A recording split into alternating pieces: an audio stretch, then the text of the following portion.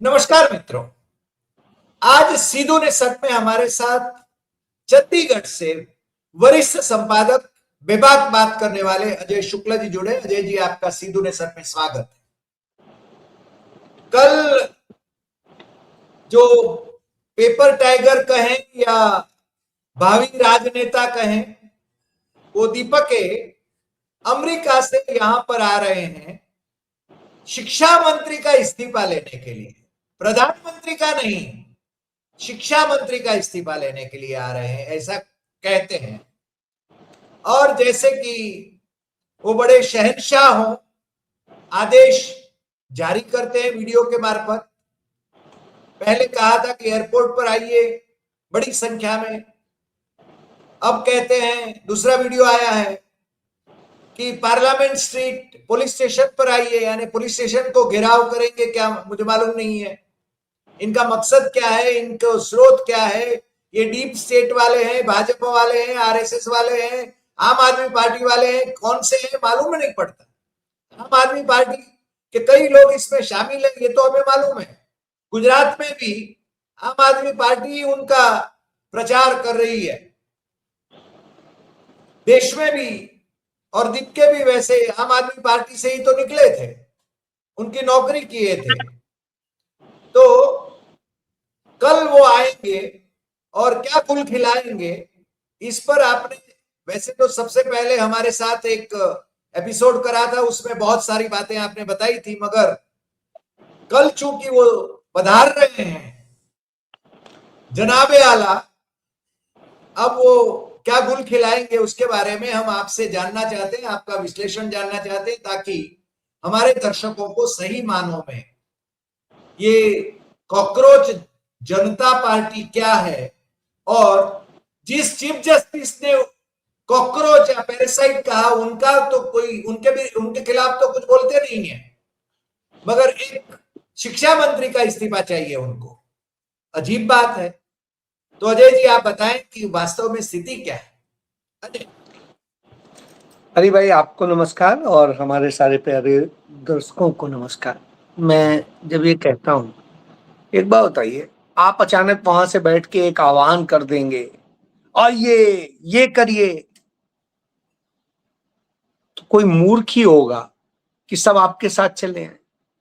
चलिए, आप तो फिर भी एडिटर हैं, रहे हैं, इतना सारा आपका योगदान है, तमाम सारी चीजें तो आपके पास में एक बताने के लिए है कि आपने समाज के लिए, देश के लिए कुछ तो किया है। मुझे बताइए, अभिजीत दीपके है कौन जिसका समाज में क्या योगदान है, देश में क्या योगदान है, कहीं कोई योगदान है क्या? कोई एक सिंगल योगदान बताइए, कोई क्रेडिबिलिटी बताइए।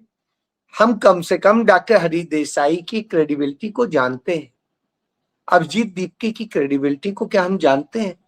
नहीं जानते। मेरी समझ में नहीं आ रहा है इस देश के लोग कितने मूर्ख हैं या मूर्ख बन जाते हैं, या कोई भी जानता है कि ये मूर्ख ही है जन्मजाति, ने तो कभी भी बना लो। चाहे आप गणेश जी का दूध पिला दो, चाहे कुछ और करा दो, जो चाहो। वो बाल कटवा वाला एक गैंग चला था, मुझे याद है, उन दिनों मैं हिंदुस्तान का संपादक हुआ करता था। हम कहें सब, मतलब अजीब अजीब सी स्थितियां आती हैं और किससे हम सुनते हैं। तो ये आरएसएस बार बार चेक करता रहता है कि कहीं कोई दिमागदार ज्यादा तो नहीं हो गए लोग। ज्यादा दिमागदार हो गए हो तो वैसी व्यवस्था करें। तू नहीं हो जाता है, नहीं नहीं अभी भी वही है, कोई नहीं, चलाए रखो। तो सब असलियत ये। तो अभिजीत दीपके हैं कौन और क्या है, मैं एक उससे शुरू करता हूं। ये शकल देखिए, ये आरएसएस के पूरे राष्ट्रीय प्रमुख हैं, प्रचार प्रमुख सुनील आम्बेकर क्या करके है नाम, एक मिनट। हाँ, तो अब आप एक चीज सोचिए, ये क्या कह रहे हैं, ये समर्थन कर रहे हैं इसका। कह रहे हैं कि जो समर्थन कर रहे हैं, मैं आपसे जो बोला था कि ये आरएसएस प्रायोजित है, ये पूरा खेल समझ में आ जाता है कि ये समर्थन कर रहे हैं भाई, क्यों कर रहे हैं। तो अब जब ये समर्थन करते हैं तो बड़ा स्पष्ट आ जाता है कि इसका मतलब है गेम कुछ है। और गेम क्या है?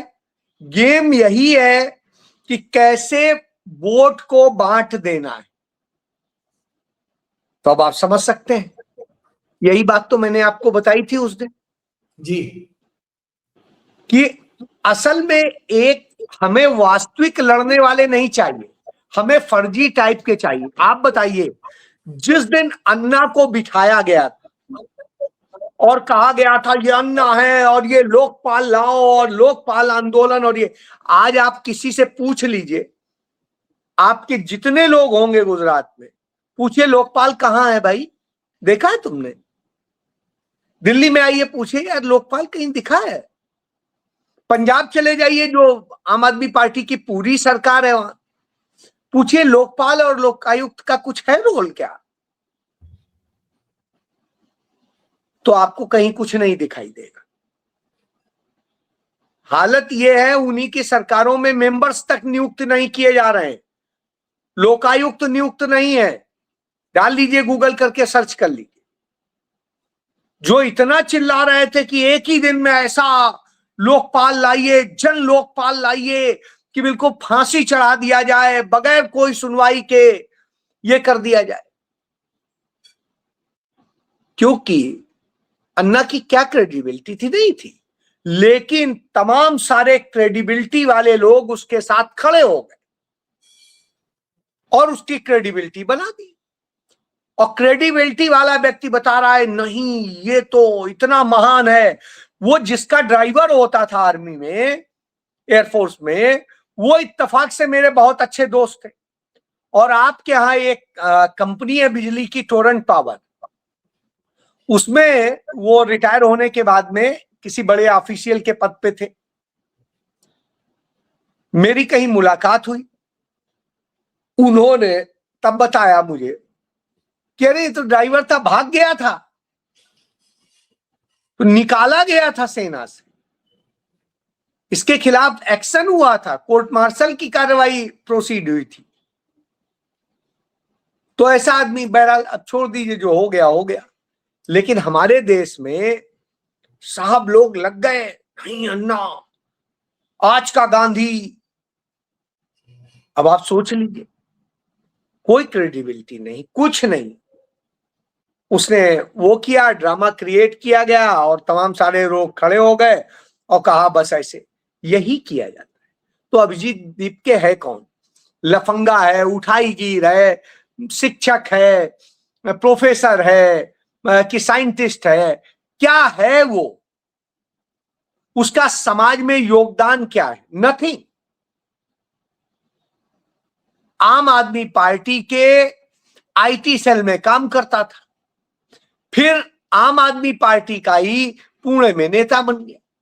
जब उसके खिलाफ एक एफआईआर का वो हुआ और सब कुछ हुआ तो फिर किसी तरह वो भाग गया कि भैया हम तो पढ़ने जा रहे हैं, हमें छोड़ दो, बख्श दो, हम कुछ नहीं, और भाग गया। वहां पढ़ाई कर रहा था, फिर अचानक वहां से वो करता है और सब लोग पागल हो जाते हैं। मैं तो यही सोच रहा हूं, इस देश में लोग हैं क्या खाते हैं, क्या है उनके दिमाग में कि समझ ही नहीं पा रहे हैं। कोई भी आएगा कुछ भी कर देगा। और सोनम मतलब वांगचुक जैसे लोग, कल के दिन हरी भाई कोई मेरे पास आएगा, कहेगा मैं हूं आपका असली बाप, मैं कहूंगा हाँ, नहीं आप ही हो सकते हैं, जो मेरा ये बाप है इससे मेरे लक्षण नहीं मिलते हैं, आप ही हैं मेरे बाप। तो आज ये स्थिति है, इस हालत में देश के लोग खड़े हैं, तो साहब दुर्भाग्य है इस देश का और इस देश के लोगों का। तो यह है सच जी। सोनम वांगचुक जो उसके साथ जुड़ते हैं, पहले वो मोदी के निष्ठावंत थे, फिर मोदी सरकार ने उनको जेल में डाला, फिर मुक्त किया, फिर लेफ्टिनेंट गवर्नर ने उनको बुलाया, अब क्या कर रहे हैं समझ में नहीं आ रहा है।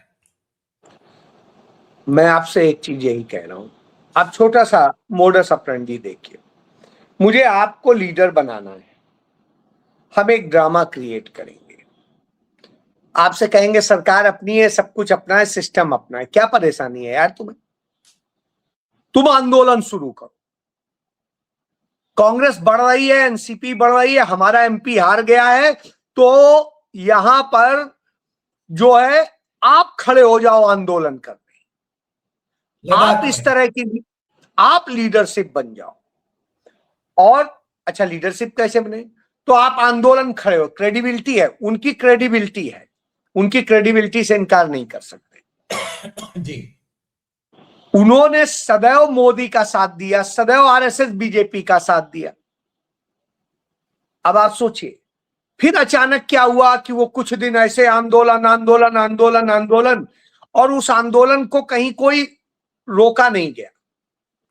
दिल्ली आए, एक छोटा सा तथाकथित झड़प हुई, तथाकथित, किसी को कोई वो परेशानी नहीं हुई, और उसके बाद में ठीक है फिर छोड़ दिया गया, जाओ भाई अपने घर जाओ। फिर कुछ दिनों बाद वो हुआ, लोग भड़के, लोग मरे, लोग मरे, उनका कोई नहीं मरा। जो भावुक इस तरह के लोग होते हैं ना, जो भीड़ में बहते हैं, वही लोग मर गए। अब वो सब मर गए, उनका कोई कंपनसेट नहीं है, कुछ नहीं, ठीक है।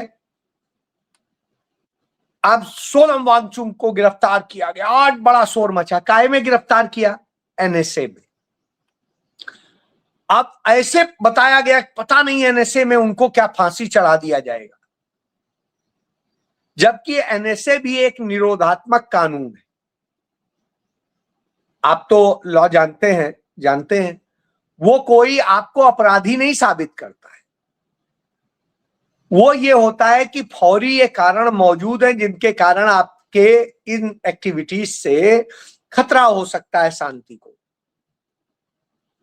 साहब आपको अरेस्ट किया, अरेस्ट करके हमने ले जाके आपको एक सुरक्षित जेल में रखा जोधपुर में, जहां बीजेपी की सरकार है,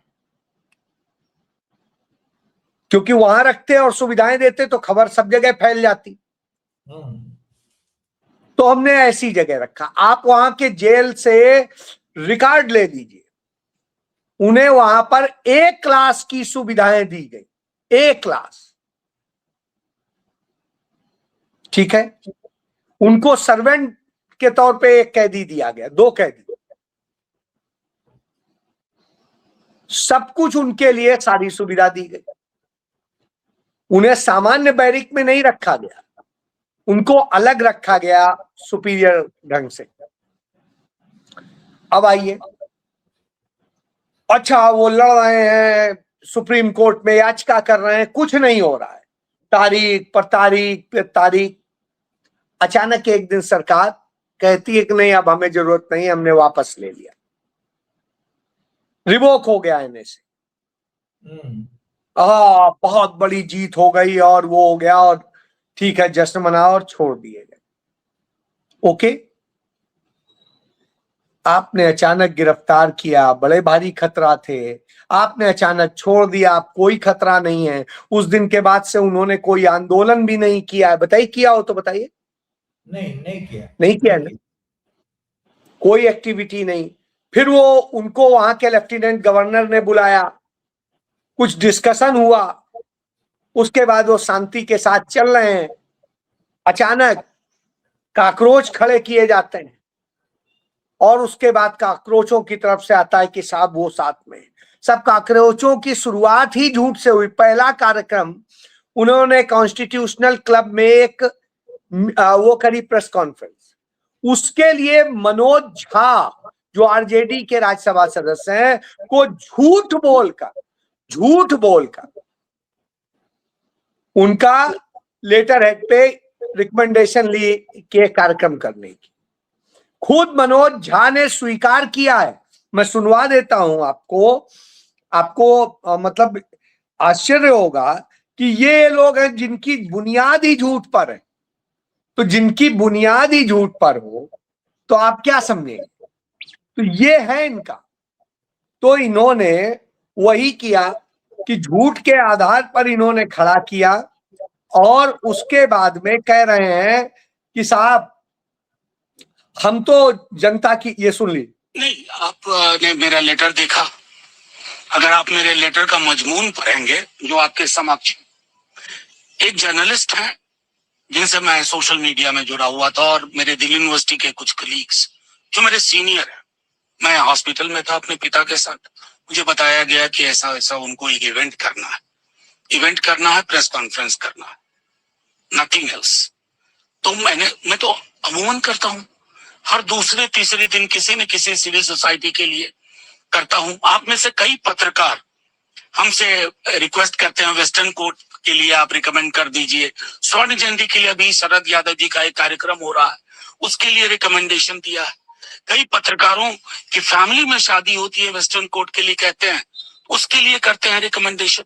अमूमन प्रतिदिन रेलवे रिजर्वेशन प्रतिदिन पत्रकारों के भी होते हैं और एम्स की चिट्ठियां। तो मुझे बताया गया कि एक उनको इवेंट करना और वो चिट्ठी है, क्लियर कट ये चिट्ठी कह रही है। हाँ, और उनको मैं जानता हूं। मुझे उसके बाद जब शाम को विजुअल्स आते हैं तब मुझे पता चलता है और मैं देख रहा हूं कि कई मीडिया के साथी बिना फैक्ट्स को वेरीफाई किए, बिना इस चिट्ठी के कंटेंट पे नजर डाले हुए मोटिव एट्रीब्यूट कर रहे हैं। मैं क्या ही कर सकता हूं, लेकिन यह स्पष्ट है कि सार्वजनिक जीवन में अगर आप कॉन्स्टिट्यूशन क्लब का ही अगर मेरे पुराने रिकॉर्ड्स देख लीजिए तो कितने ही सिविल सोसाइटी के ऑर्गेनाइजेशन है, rickshaw pullers, auto drivers, domestic workers, सबके लिए करता रहता हूँ। सुलभ हूँ, लोग अप्रोच करते हैं और उसके बाद तो मैं समझता हूं कि इस पर कम से कम मेरी ओर से पटाक्षेप माना जाए। अब आप देख लीजिए, मतलब झूठ बोल के उनसे चिट्ठी ली गई और कॉन्स्टिट्यूशनल क्लब में जो है प्रेस कॉन्फ्रेंस की गई। अब आप सोचिए, जिसकी आरजेडी के राज्यसभा के मेंबर है प्रोफेसर मनोज झा जी, हाँ, प्रोफेसर मनोज जो है झा, दिल्ली यूनिवर्सिटी के प्रोफेसर जी, और इनको झूठ बोलकर चिट्ठी ली गई कि कॉन्स्टिट्यूशनल उसमें क्लब में ये करना है और इसके लिए दे दीजिए। सिविल सोसाइटी का कार्यक्रम बताया गया, ये नहीं बताया गया कि कॉकरोच जनता पार्टी है। जब झूठ बोल के एक पत्रकार और एक जो इन्हीं के सीनियर हैं उनसे कहलवा के वो किया गया, उनके फादर एडमिट थे, वो हॉस्पिटल में थे, उन्होंने कहा ठीक है, होता ही आदमी जल्दी में, फिर लो अच्छा। अब आप एक चीज सोचिए, उस चिट्ठी में उन्होंने कॉकरोच जनता पार्टी को नहीं वो करने किया, ये इन्होंने वहां जाके जिन्होंने खेल किया हो, आप कल्पना कर सकते हैं कि कैसे। जी। तो इतना जो झूठ की बुनियाद पे पहला ही खेल रचते हो, वो क्या हो गया। कल यार है और मैंने आपको बता दिया, आरएसएस के राष्ट्रीय प्रचार प्रमुख ने कह दिया इनको समर्थन है। यानी खेल आप समझ लीजिए, उधर आम आदमी पार्टी का समर्थन है तो आम आदमी पार्टी समर्थन दे रही है आरएसएस। ये तो वही गेम हो गया जो गेम उस समय हुआ था। तो सारा खेल बिल्कुल क्लियर है। ये असल में सच्चाई ये है, ये वो तत्व हैं जो आकर के देश की वास्तविक लड़ाई को डिरेल करना चाहते हैं और इसके जरिए दूसरी साजिश, दूसरे गेम प्लान करना चाहते हैं। ये पूरा उस गेम प्लान का हिस्सा है और इसलिए यह सब कुछ किया गया है। तो इसका मतलब ये कि कल बिपके आएंगे, उनकी गिरफ्तारी न भी हो, या तो उनको प्रोटेस्ट करने के लिए औपचारिक। आप एक बात बताइए, दीपके को कल एक प्रोटेस्ट करना था तो उनकी टीम के जब वो बना चुके हैं अपने पदाधिकारी, तो उनसे आवेदन दिलाने चाहिए थे। और रामलीला ग्राउंड का नियम है, प्रोटोकॉल है वहां का कि 1 हफ्ते पहले एप्लीकेशन दी जाती है। इतने दिन से शोर मचा रहे हैं, इन्होंने एप्लीकेशन क्यों नहीं दी? मेल से ही करते, मेल भेज देते। इन्होंने ना मेल से आवेदन किया ना कुछ किया। अब कल ही जाके एप्लीकेशन देंगे तो थाने में एप्लीकेशन थोड़ी ना दी जाती है, वहां आवेदन थोड़ी ना किया जाता है। आवेदन कहां किया जाता है? आवेदन किया जाता है उस अथॉरिटी को। अथॉरिटी रिपोर्ट्स मंगाती है, वो जो भी खुफिया एजेंसी होती है, लोकल यूनिट, उससे मंगाती है, पुलिस से मांगती है, तहसीलदार से मांगती है, उसमें आपको नंबर बताने होते हैं कितने लोग आ सकते हैं, क्या हो सकता है, कैसे, तो वैसी एहतियातन कदम उठाए जाते हैं। आपने जब ये किया ही नहीं है, ये ड्रामा सिर्फ इसलिए है कि सरकार डर गई, उसने मंजूरी नहीं दी, उसने ये नहीं किया, हेडलाइन बनवाना है, मीडिया में चर्चा करनी है, इस पर चर्चा नहीं होनी है कि राजेश मेहता ने दुनिया का सबसे बड़ा घोटाला कर दिया, 15,15,000 करोड़ रुपए का। आज हमने इतना एपिसोड बड़ा किया उस पर, आज हमने एपिसोड किया उस पर। जी, तो मैं जी। यही कह रहा हूं कि यह स्थिति है, तो इसे हमें समझने की जरूरत है। जी सर, इसका मतलब ये हुआ फाइनली, यानी अंत में मैं ये आपसे पूछना चाहूंगा, इसका मतलब ये हुआ कि जैसे ये जो अंबेडकर हैं, आरएसएस के जो राष्ट्रीय प्रचार प्रमुख और आम आदमी पार्टी के लोग इससे जुड़े हैं, तो ये पूरा आरएसएस का षड्यंत्र मोदी सरकार के खिलाफ जो आवाजें उठ रही हैं उसको तितर बितर करने के लिए ही किया जा रहा है, ऐसा समझे हम? बिल्कुल, उसी लिए तो किया गया है, ये पूरा गेम प्लान उसी का हिस्सा है, और उसी मोदी लिए को बचाने के लिए, मोदी सरकार को बचाने के बिल्कुल लिए। बिल्कुल मोदी को बचाने के लिए, क्योंकि राहुल गांधी ने बिल्कुल सही कहा, जो हालात बन रहे हैं, नरेंद्र मोदी सरकार साल भर में उखड़ सकती है, और चूंकि उखड़ सकती है तो इस तरह से सब डाइवर्ट करके तितर बितर करने, अब इन्हीं में से कुछ लोगों पे आरोप लगाए जाएंगे, फिर वो किया जाएगा, फिर कहा जाएगा अरे ये तो अराजक हो रहा है, और उसी का सहारा लेके जो वास्तविक जनता के लिए प्रदर्शन कर रहे हैं उन पर पाबंदियां लगेंगी, उन पर एक्शन होंगे, ये पूरा गेम प्लान है। वाह, यानी आज आपका बहुत बहुत शुक्रिया, क्योंकि आपने सीधा सीधा एक्सपोज कर दिया कि इसके पीछे आरएसएस है, आरएसएस का गेम प्लान है, और मोदी को बचाने के लिए, मोदी सरकार को बचाने के लिए ये खेल खेला जा रहा है, ऐसा आज हम समझते हैं। आज इतना ही, फिर मिलते हैं नए एपिसोड में नए विषय के साथ। नमस्कार।